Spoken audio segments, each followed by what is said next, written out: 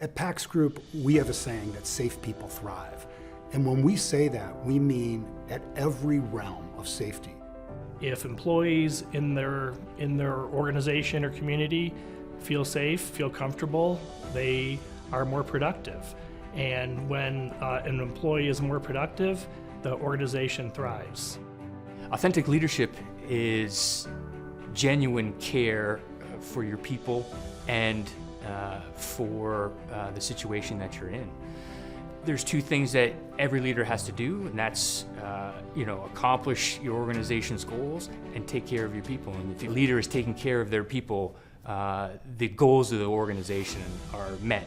Safety starts with leaders, where leaders report feeling safe to be who they are and safe to report their own vulnerabilities in a way that causes employees to do the same. It's really difficult because each organization, each community is different, right? So in the energy sector, it might be cybersecurity that is impacting them most significantly.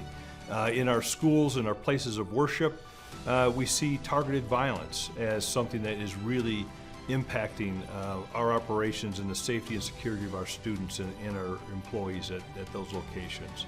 So it just depends on the organization and the place, and that's what we really help our clients do, is define what the risk is for them.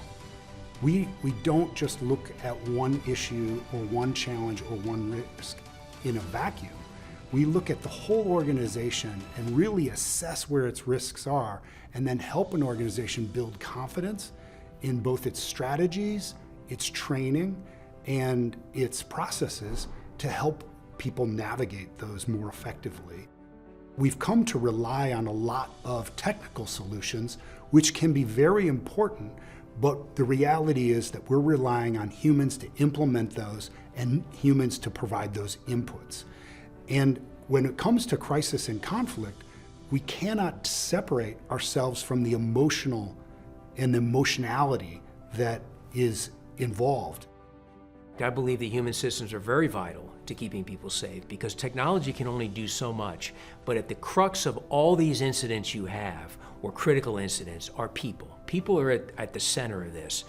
And when people suffer, bad things happen.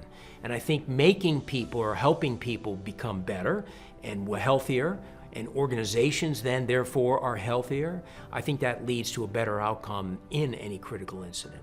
You know, one of the best practices is creating a culture of safety and security. I think understanding it is part of your mission as a company to protect your employees. I think it's important that you have a threat assessment team that's interdisciplinary.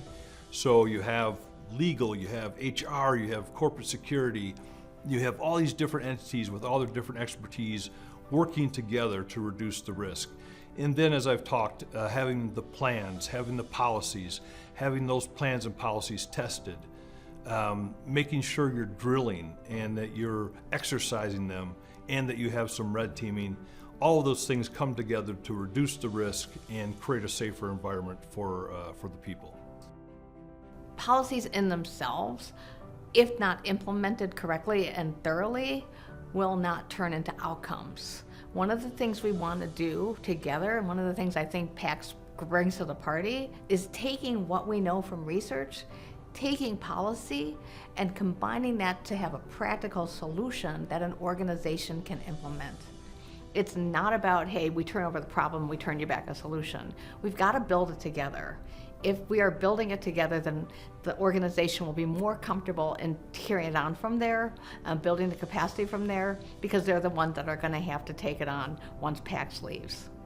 Sometimes it's just staying on and in the arena just long enough to prove to someone that we care, and showing up again, a second, a third, a fourth time, really proving to an organization or a community that's been traumatized that we really do care and we're doing this differently. And that's why we put a lot of emphasis on engagement in the peace model.